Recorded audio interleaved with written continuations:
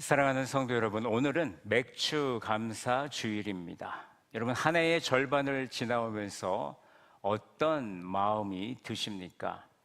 감사한 일도 있었을 것이고, 또 힘겹게 견딘 시간도 있었을 것이고, 예상하지 못한 일도 있었고, 기도하며 열심히 버텼던 우리의 순간들이 있었습니다. 그런데 오늘 우리는 그 모든 시간을 하나님의 은혜 안에서 다시 바라보기를 원합니다.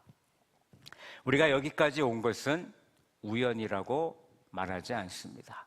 하나님께서 우리를 붙들어 주셨고, 우리를 인도해 주셨고, 우리를 감당해 주셨기 때문에 오늘 우리가 이 자리에 함께 하나님을 예배하는 것이죠. 그러므로 우리는 이렇게 고백했으면 좋겠습니다. 우리 함께 고백합니다. 시작. 하나님, 여기까지 지내온 것이 주님의 은혜입니다. 아멘. 이 믿음의 고백이 앞으로 남은 여러분들의 후반기 삶의 믿음의 고백이 되기를 원하고, 항상 주님의 은혜를 먼저 떠올리는 우리 서머나 성도들이 되시기를 간절히 바랍니다. 그리고 이제 우리는 하나님 앞에 다시 물어야 됩니다. 하나님, 2026년 후반기를 우리는 어떻게 살아야 할까요? 오늘 시편 1편은 우리에게 두 길을 보여주거든요. 복 있는 사람의 길과 악인의 길이 있습니다. 또 시냇가에 심은 나무처럼 사는 길이 있고, 바람에 나는 겨처럼 날리는 그런 길이 있습니다. 기도하기는 우리 서머나 모든 성도들이 26년 후반기를 복 있는 사람의 길로 걸어가기를 저는 간절히 축복합니다. 오늘 말씀의 제목은 나는 복 있는 성도입니까? 오늘 시편 1편을 통해 복 있는 성도가 누구인지 세 가지로 여러분들과 함께 나누겠습니다. 그리고 이 말씀을 여러분들 삶 속에 적용해서 후반기를 복된 성도로 살아가기를 주님의 이름으로 간절히 축복합니다. 첫 번째로, 복 있는 성도는 하나님 때문에 만족합니다. 오늘 1절은 이렇게 시작하죠. 복 있는 사람은 악인들의 꾀를 따르지 아니하며 죄인들의 길에 서지 아니하며 오만한 자들의 자리에 앉지 아니하고. 성도 여러분, 시편 1편은 가장 먼저 복 있는 사람을 우리에게 말해주고 있습니다. 여기서 말하는 복은 무엇입니까? 히브리어 원어의 의미를 보면 이 복은 행복이라는 의미를 담고 있습니다. 그러니까 시편 1편은 우리에게 이렇게 묻고 있는 거죠. 행복한 사람은 누구인가? 정말 복 있는 인생은 어떤 사람인가? 그것을 우리에게 시편 기자는 말해주고 있는 것입니다. 여러분, 세상에서도 행복을 말합니다. 돈이 많으면 행복하다라고 말하죠. 일이 잘 풀리면 행복하다라고 말합니다. 건강하고 자녀가 잘 되고 사람들이 나를 인정해주면 우리는 행복한 사람처럼 여기고 있습니다. 물론 이런 것들도 하나님 안에서 감사의 제목이 될 수 있습니다. 하나님께서 허락하신 은혜가 이런 복된 삶이죠. 그러나 시편 1편이 말하는 행복은 더 깊다라는 것이죠. 성경이 말하는 행복은 하나님과 바른 관계 안에서 누리는 영혼의 만족입니다. 다시 한번 말씀드립니다. 성경이 말하는 행복은 하나님과 바른 관계 안에서 누리는 영혼의 만족입니다. 하나님이 나의 주인이심을 아는 사람, 하나님이 나와 함께 하심을 아는 사람, 하나님이 내 길을 붙들고 계심을 확신하는 사람이 바로 복 있는 사람이라는 것이죠. 그래서 복 있는 성도는 환경 때문에 만족하지 않습니다. 누구 때문에 만족할까요? 하나님 때문에 만족을 하는 거죠. 모든 일이 원하는 대로 풀려서 행복한 것이 아니라 하나님이 나와 함께 하시기 때문에 내가 행복하다라는 것이죠. 이것이 시편 1편이 말하는 복이라는 것입니다. 그러므로 서머나 성도들은 세상의 복을 쫓아가는 성도가 되어서는 안 됩니다. 하나님과 함께하는 복을 온전히 누릴 수 있는 성도들이 되시기를 간절히 축복합니다. 다윗은요 23편 1절에서 이런 고백을 합니다. 여호와는 나의 목자시니 내게 부족함이 없으리로다. 여러분, 다윗에게 부족한 일이 없었습니까? 그렇지 않죠. 다윗의 인생을 여러분 다 아시잖아요. 그는 도망자의 삶을 살았고요, 배신을 당했고요, 눈물도 많았고요, 죄도 많이 지었고요, 전쟁도 많이 했던 왕이었습니다. 그런데 다윗은 고백합니다. 내게 부족함이 없으리로다. 왜 그렇게 말할 수 있었습니까? 여호와께서 그의 목자가 되어 주셨기 때문이죠. 내 손에 무엇이 얼마나 있느냐보다 더 중요한 것은 내 삶의 목자가 누구인지를 분명히 아는 것입니다. 복 있는 성도는 이것을 아는 사람입니다. 하나님이 나의 목자이시기에 우리는 만족하고요, 하나님이 나의 삶을 붙드시기에 우리는 흔들리지 않는 것이고, 하나님이 나를 인도하시기에 우리는 넘어져도 다시 일어서는 것입니다. 시인은 오늘 본문 1절에서 복 있는 사람이 피해야 할 삶의 방향을 세 가지를 말해줍니다. 악인들의 꾀를 따르지 않아야 되고, 죄인들의 길에 서지 말아야 되고, 오만한 자들의 자리에 앉지 않아야 된다라고 말하고 있습니다. 이 말씀은 단순히 나쁜 사람들과 어울리지 말라는 뜻이 아닙니다. 삶의 기준을 우리가 어디에 두어야 되는지를 묻는 말씀입니다. 악인들의 꾀는 하나님 없이 세우는 생각이죠. 죄인들의 길은요, 하나님의 뜻을 떠난 세상적인 삶의 방식입니다. 오만한 자들의 자리는 하나님을 두려워하지 않는 태도입니다. 여러분, 복 있는 성도는요, 이런 흐름에 자신을 맡기지 않습니다. 왜냐고요? 그의 만족이 하나님께 있기 때문입니다. 하나님 때문에 만족하는 성도는 세상의 방법에 쉽게 흔들리지 않습니다. 사람의 인정에 매이지 않고요, 눈앞의 유익 때문에 내가 가지고 있는 그 믿음의 기준을 바꾸지 않습니다. 여러분, 느헤미야를 보십시오. 느헤미야는 예루살렘 성벽이 무너지고 성문이 불탔다라는 소식을 듣게 됩니다. 그는 그 소식을 가볍게 여기지 않았죠. 하나님 앞에 앉아서 울고 금식하고 기도했습니다. 그리고 하나님께서 길을 여시자 그는 예루살렘으로 돌아갑니다.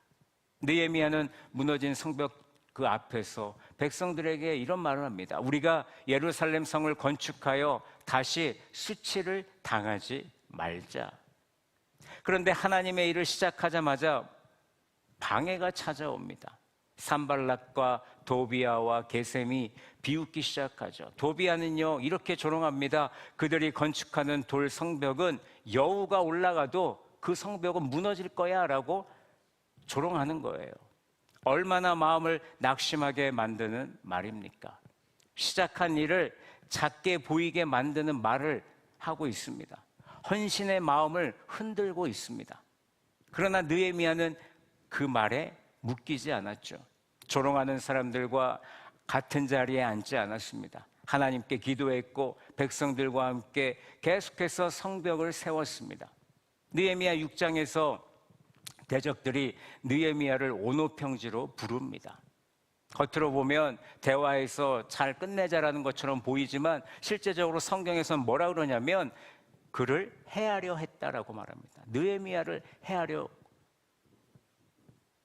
그 악인들이 그렇게 머리를 썼다는 것이죠. 느헤미야는 분별했습니다. 내려가지 않았습니다. 느헤미야는 자신이 있어야 될 자리를 그 누구보다 잘 알고 있었습니다. 사람의 말보다 무엇을 붙들었습니까? 하나님의 뜻을 붙들었습니다. 두려움보다 믿음을 선택했고요, 위협보다 기도를 붙들었습니다. 여러분, 결국 성벽은 52일 만에 완성이 되었습니다. 대적들도 이 일이 하나님께로부터 이루어진 줄 알게 됩니다. 느헤미야는 시편 1편에 복 있는 사람처럼 살았음을 우리에게 보여주고 있는 것입니다. 악인의 꾀를 따르지 않았고요, 죄인의 길에 서지 않았고요, 오만한 자의 자리에 앉지 않았습니다. 그는 하나님 앞에 섰고 믿음의 길을 걸었고 사명의 자리를 지켰습니다. 성도 여러분, 우리도 이 세상을 살다 보면 수많은 소리를 듣게 됩니다. 네가 원하는 대로 살아라. 네 마음이 기준이다. 손해보지 말고 살아라. 하나님 말씀보다 지금 내가 살고 있는 이 현실이 더 중요하다.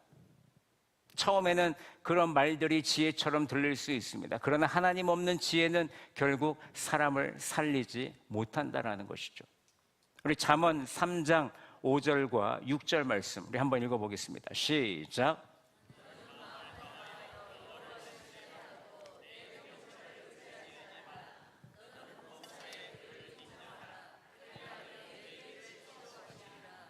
아멘. 복 있는 성도는 자기 명철을 최종 기준으로 삼지 않습니다.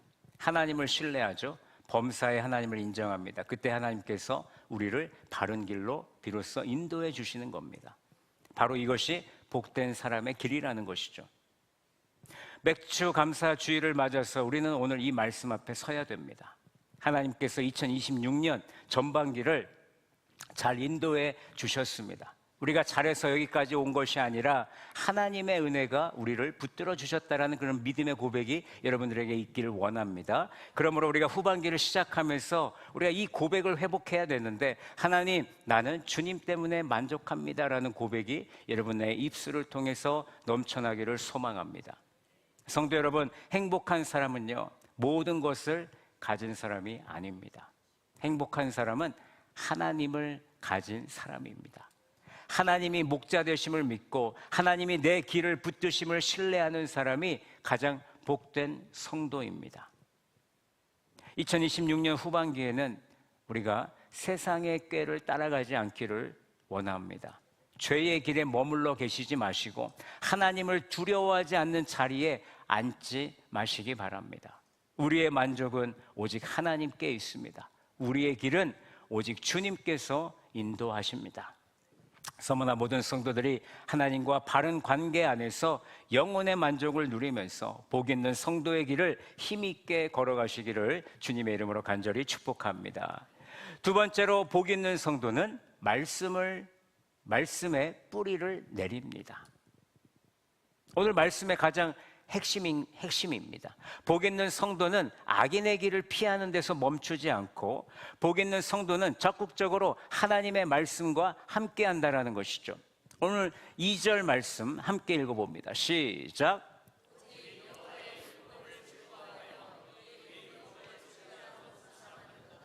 아멘. 성도 여러분, 복 있는 사람에게 분명한 즐거움이 있습니다. 그 즐거움은 어디에서 옵니까? 하나님의 말씀에서 온다라는 거예요. 여기서 말하는 율법, 하나님의 말씀이잖아요. 하나님의 뜻입니다. 하나님께서 자기 백성에게 보여주시는 생명의 길입니다. 그 생명의 길이 2000년 전, 4000년 전, 5000년 전 그들에게 주어진 말씀이 아니라 오늘 우리가 예수 그리스도를 믿는 우리에게도 주어지는 생명의 길이라는 것을 우리는 늘 잊지 말아야 되는 것이죠. 그렇다면 한번 물어봐야 됩니다. 우리는 하나님의 말씀을 어떻게 대하고 있는가? 나는 하나님의 말씀을 어떻게 대하고 있는가? 말씀을 혹시 부담으로 여기고 계시진 않습니까? 아니면 내 영혼을 살리는 정말 생명의 양식으로 여기고 계십니까? 오늘 시인은 복 있는 사람은요, 말씀을 주야로 묵상한다라고 말하고 있죠. 주야로 묵상한다라는 것은 우리가 하루 종일 성경책만 본다라는 뜻이 아니죠. 말씀을 삶의 중심에 둔다라는 것입니다. 아침에 들은 말씀이 오늘 나의 하루를 이끌어주고, 밤에 묵상한 말씀이 나의 마음의 방향을 올바른 길로 인도해주고, 또 결정해야 될 때 말씀을 기준으로 우리는 결정할 수 있는 성도들이 되어야 되고, 사람을 대할 때 우리가 나의 인간의 말로 하는 것이 아니라 하나님은 뭐라고 말씀하셨는가? 하나님이라면 이 상황에서 나는 하나님의 말을 어떻게 전해야 되는가? 우리는 그것을 기억해야 되고, 마음이 흔들릴 때마다 말씀 앞에 설 수 있어야 된다는 것이죠. 이것이 바로 묵상이라는 것입니다. 묵상은 생각에서 끝나지 않습니다. 묵상은요, 읊조림이 있어야 되고요. 묵상은요, 그 읊조림의 말씀에 순종이 있어야 되고요. 말씀을 읽고 마음에 새기고 오늘의 삶 속에서 살아내는 것이 참된 우리의 묵상이라는 것을 우리는 늘 기억하고 말씀을 보는 성도들이 되어야 됩니다. 성도 여러분, 말씀을 많이 하는 것 중요하죠. 그러나 더 중요한 것은 말씀을 나의 삶 가운데서 살아내고 있는가, 우리는 그것을 더 중요하게 여기는 성도들이 되기를 바랍니다. 말씀 아무리 많이 읽어도요, 말씀대로 살지 않으면 말씀은 읽은 목적을 잃어버린 것입니다. 여러분, 말씀은 지식으로만 쌓일 때는요, 우리의 영혼을 변화시킬 수 없기 때문이에요. 말씀은 순종할 때 비로소 그 말씀의 능력을 우리는 경험하게 되는 것입니다. 왜 내가 신앙생활 하는데 말씀에 어떤 능력이 없느냐? 왜 신앙생활 하는데 어떤 은혜가 없느냐? 말씀대로 살지 않기 때문에 그런 은혜를 우리가 누리지 못하는 것이죠. 솔직하게 우리는 그런 우리의 모습을 돌아봐야 되는 거예요. 정말 말씀대로 살고 있는가? 시편 오늘 3절에 보시면, 1편 3절에 보시면 말씀에 뿌리 내린 성도를 비유하는 말씀을 해주고 있습니다. 그 말씀 함께 읽어봅니다. 3절 말씀 시작. 그는 시냇가에 심은 나무가 철을 따라 열매를 맺으며 그 잎사귀가 마르지 아니함 같으니 그가 하는 모든 일이 다 형통하리로다. 아멘. 여러분, 시냇가에 심긴 나무를 생각해 보세요. 그 나무가 푸른 이유는 무엇입니까? 그 뿌리가 물에 닿아 있기 때문이죠. 그럼 햇볕이 뜨겁게 내려도 그 나무는요, 견딜 수가 있어요. 가뭄이 와도요, 쉽게 마르지 않습니다. 때가 되면 열매를 맺어요. 왜냐고요? 뿌리가 물과 닿아 있기 때문입니다. 계속해서 생명을 공급받고 있기 때문에. 우리의 성도, 여러분의 성도의 삶도 그래야 된다는 것이죠. 우리는 내 힘으로 나의 영혼을 살릴 수 없습니다. 나의 의지만으로 믿음의 열매를 맺을 수 없습니다. 하나님의 말씀으로부터 생명을 공급받아야 되는 것이죠. 왜냐하면 우리는 영적인 존재이기 때문입니다. 영적인 존재이기 때문에. 우리는 모든 상황을 볼 때마다 영으로 분별할 수 있는 성도들이 되셔야 되는 거예요. 영으로 분별하려면 무엇이 필요합니까? 하나님의 말씀이 필요한 겁니다. 그렇다면 성도가 맺어야 될 열매는 무엇인가? 갈라디아서 5장 22절과 23절에 보면 성령의 9가지 열매가 나오죠. 사랑과 희락과 화평과 오래 참음과 자비와 양성과 온유와 충성과 절제를 맺을 수 있는 성도들이 되어야 됩니다. 말씀에 뿌리 내린 성도는요, 성령의 인도하심으로 사랑이 자라게 되어 있어요. 기쁨이 회복되고요, 화평을 이루게 되고요, 오래 참는 힘이 생기고요, 자비와 선함이 나의 삶에 배어나고요, 충성스럽게 맡겨진 자리를 지키고요, 온유함으로 사람을 대하고요, 절제함으로 나의 욕심, 나의 마음을 조절할 수 있는 성도입니다. 이것이 바로 말씀으로 사는 성도의 열매라는 것이죠. 그렇다면 왜 말씀이 우리의 삶에 이런 열매를 맺게 하는 걸까? 하나님의 말씀에는요, 생명을 살리는 능력이 있기 때문입니다. 시편 119편 105절은 이렇게 말하죠. 우리가 잘 알고 있는 말씀 다 같이 읽습니다. 시작. 주의 말씀은 내 발의 등이요 내 길의 빛이니이다. 아멘. 이런 말씀은 먼저 우리에게 무엇을 비춰줍니까? 내가 걸어가야 될 길을 비춰준다는 거예요. 내가 어디로 가야 하는지 말씀이 알려주고요, 말씀이 내가 무엇을 피해야 되는지를 깨닫게 해주고, 내가 어떤 선택을 해야 되는지를 말씀이 분별하게 해준다는 것입니다. 내 감정이 흔들릴 때 말씀을 봐야죠. 내 생각이 복잡할 때 말씀을 통해 나의 기준을 세워야죠. 세상의 소리가 더 커지게 들릴 때 말씀은 하나님의 음성을 더욱더 분명하게 듣게 하는 능력이 있는 줄로 믿습니다. 디모데후서 3장 16절과 17절을 보시면 성경이 우리를 어떻게 합니까? 가르칩니다. 책망하고요, 바르게 하고요, 의로 교육합니다. 말씀은 우리를 위로만 하지 않습니다. 우리를 고치고 우리를 세워주고 하나님의 사람으로 우리를 준비시켜주는 능력이 바로 말씀에 있다는 거예요. 히브리서 4장 12절은 하나님의 말씀이 살아있고 활력이 있다라고 말씀하죠. 말씀은 그저 써있는 죽어있는 글자가 아니라는 겁니다. 살아계신 하나님의 메시지라는 거죠. 하나님의 음성이 우리가 읽고 있는 말씀이라는 거예요. 말씀은 그렇기 때문에 우리의 마음을 비춰주는 역할을 합니다. 조명을 해주는 거예요. 내가 보지 못한 나의 모습을 보게 하고, 숨겨진 나의 죄를 깨닫게 하고, 무뎌진 나의 영혼을 깨워주고, 그리고 다시 하나님 말씀 앞에 순종할 수 있는 힘을, 하나님의 말씀은 그런 능력을 가지고 있다는 것입니다.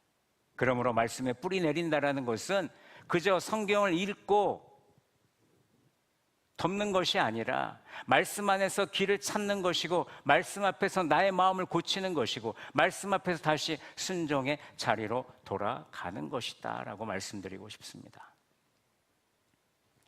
사랑하는 성도 여러분, 맥주감사 주일을 지나며 우리는 2026년 후반기를 말씀으로 새롭게 시작하기를 간절히 소망합니다. 전반기를 돌아보며 감사했다라면 후반기에는 더 말씀 앞에 깊이 뿌리 내릴 수 있는 성도들이 되시기를 간절히 소망합니다. 말씀을 가까이 하셔야 돼요. 교회에서 강조하는 거 있잖아요. 큐티 하셔야 됩니다. 이미 하고 계신 분들은 더 깊이 말씀을 보시고, 아직 하지 못하신 분들은 7월 오늘 5일이거든요. 빨리 큐티책 사셔가지고 큐티를 시작하시기 바랍니다.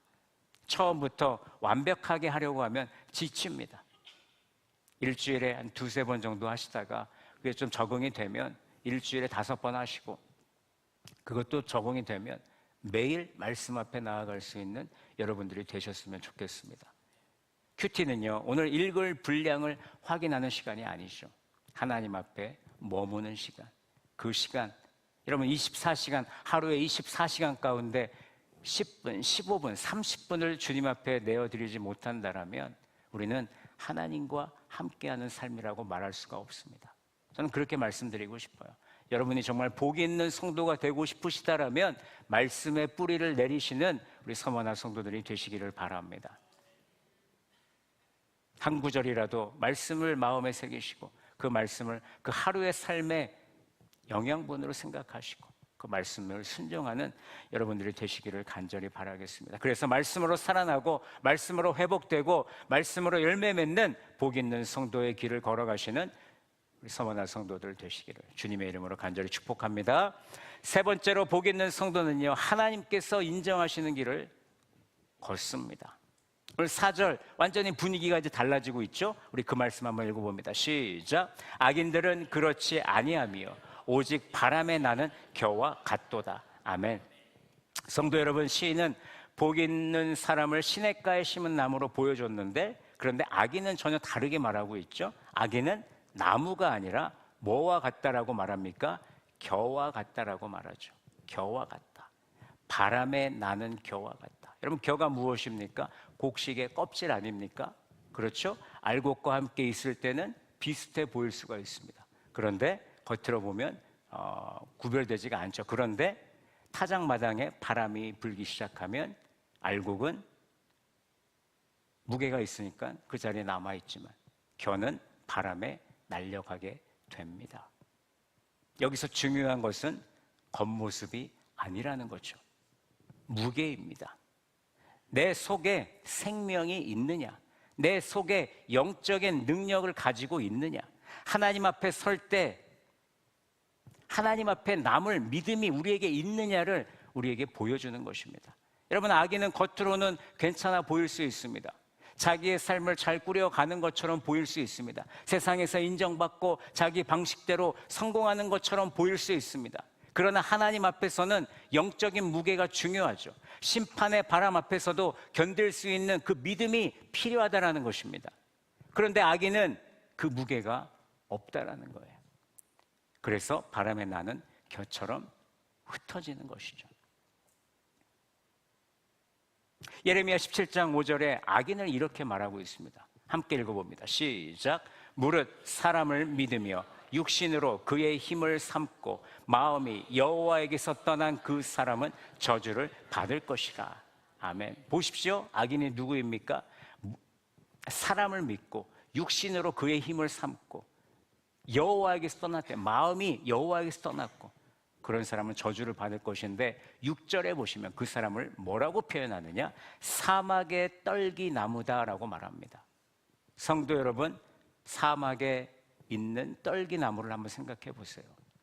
메마른 땅에 서 있죠. 물이 없습니다. 물이 없다는 얘기는 생명의 공급이 없다라는 거예요. 뿌리가 뿌리가 붙들 수 있는 토양이 약하다라는 것이죠. 여러분, 이 말씀은 우리에게 경고가 됩니다. 하나님을 믿는다고 말하면서도 실제 우리의 삶에서는 사람의 힘만 의지할 수 있다라는 거예요.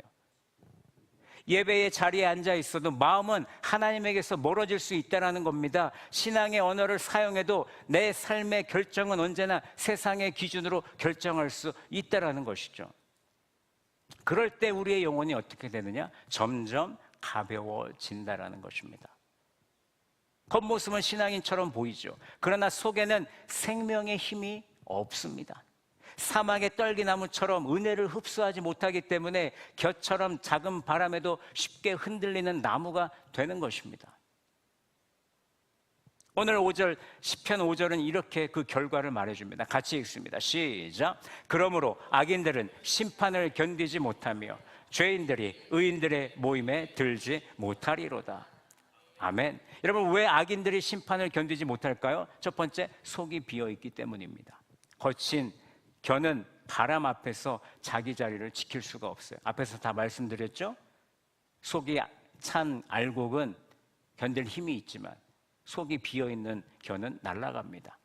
결국 하나님의 심판은 사람의 실체를 드러내게 된다는 겁니다. 삶의 방향이 드러나고 내가 무엇을 붙들고 살았는지가 하나님 심판 앞에서 다 드러나게 된다는 것이죠. 그때 하나님 없는 삶은 그 심판을 버틸 수가 없는 겁니다. 두 번째, 생명의 뿌리가 없기 때문입니다. 사막의 떨기나무는요, 뜨거운 바람과 메마른 땅을 견딜 힘이 없습니다. 뿌리가 물에 닿아 있지 않기 때문에. 사람의 힘을 의지하는 인생도 그렇습니다. 평안할 때는 괜찮아 보이지만 그러나 시험이 오고 고난이 오고 마지막 심판의 날이 오면 그때 모든 실체가 드러나게 됩니다. 하나님께 연결되지 않은 삶은요, 영원한 생명을 붙들 수 없다라는 것입니다. 세 번째, 서 있는 자리가 다르기 때문이죠. 의인들의 모임은 하나님께 속한 백성의 자리입니다. 하나님을 예배하고 하나님 나라를 소망하고 하나님의 다스림을 받아서 사는 사람들의 자리라는 것이죠. 죄인들은 그 모임에 들지 못합니다. 누군가가 밀어내서가 아니라 그들이 선택한 길이 그 자리와 맞지 않기 때문이죠. 악인들은 어둠을 좋아합니다. 의인들은 빛을 좋아하죠. 여러분, 빛과 어둠은 같이 공존할 수가 없습니다. 방향이 다르죠. 목적지가 다르고요.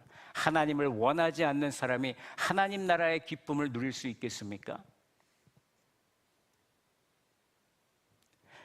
그러나 시편 1편은 악인의 길에서 끝나지 않습니다. 마지막 6절에서 의인의 길을 다시 한번 선포하죠. 우리 6절 말씀 함께 읽습니다. 시작. 무릇 의인들의 길은 여호와께서 인정하시나 악인들의 길은 망하리로다. 아멘.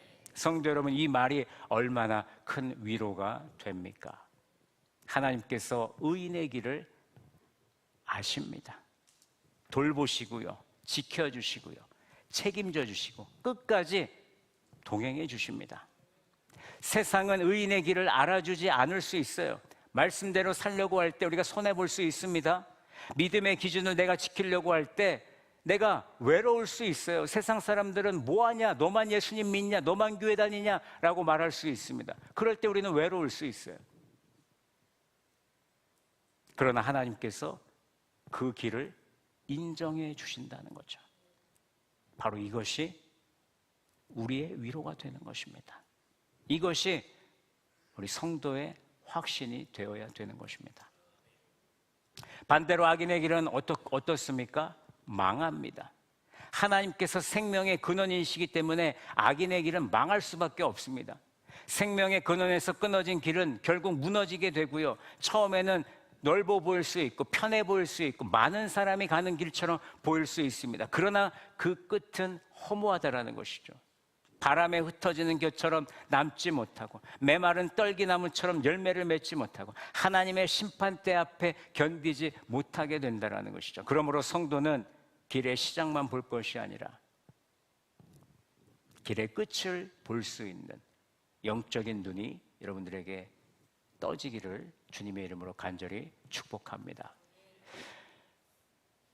여러분은 지금 어느 길에 서 있습니까? 하나님께서 인정하시는 길을 걷고 계십니까? 내 말과 관계와 선택이 하나님 앞에 남을 수 있는 그런 모습입니까? 지금 우리에게 필요한 것은 영적으로 깨어나야 됩니다. 무엇이 하나님께서 기뻐하시는 일인지를 분별하는 성도들이 되셔야 되고, 무엇이 내 영혼을 가볍게 만드는 길인지를 알고 그 길을 끊어낼 수 있는 성도들이 되셔야 되는 겁니다.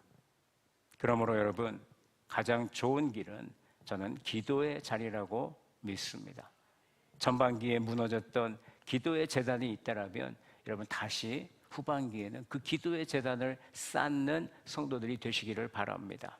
새벽 기도와 금요 기도의 자리에 나오셔서 여러분 하나님 앞에 부르짖는 성도들이 되시길 바랍니다. 기도하는 성도는요, 가볍게 사는 성도가 아니죠. 하나님 앞에 엎드리는 성도는 메마른 자리에 머물러 있지 않습니다. 하나님께 뿌리 내린 성도는 흔들려도 다시 일어설 수 있습니다. 악인의 길은 망하지만 의인의 길은 오늘 여호와께서 인정하십니다. 우리 서머나의 모든 성도들이 이 말씀을 붙들고 우리 후반기를 하나님께서 인정하시는 길로 걸어가기를 주님의 이름으로 간절히 축복합니다. 오늘 말씀을 맺습니다. 사랑하는 성도 여러분, 오늘은 맥주감사 주일입니다.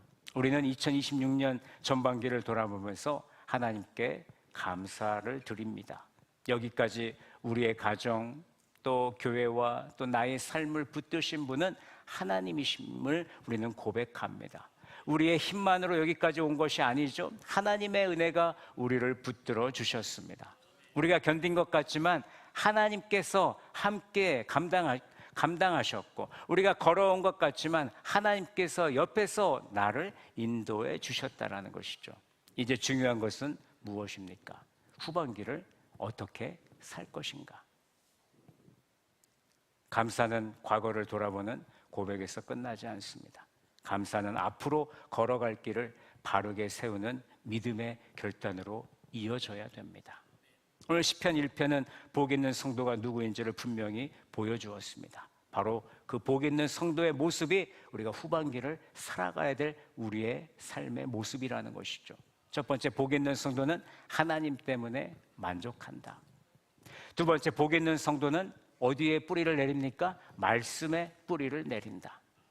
마지막으로 복 있는 성도는 하나님께서 인정하시는 길을 걷는다.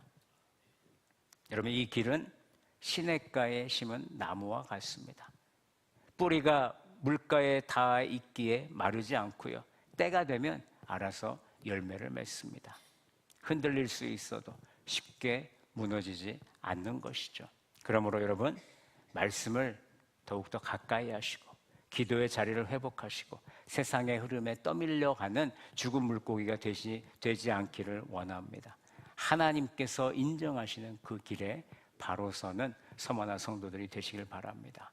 하나님 때문에 만족하는 성도가 되시기를 축복합니다. 말씀에 깊이 뿌리 내리는 성도가 되시기를 축복합니다. 하나님께서 인정하시는 길을 끝까지 걷는 성도가 되시기를 축복합니다. 주님 다시 오시는 그날까지 죽도록 충성하여 생명의 면류관을 받는 모든 서머나 성도들이 되시기를, 그리하여 2026년 후반기를 은혜 안에서 마무리 짓는 복된 성도로 살아가시기를 주님의 이름으로 간절히 축원합니다.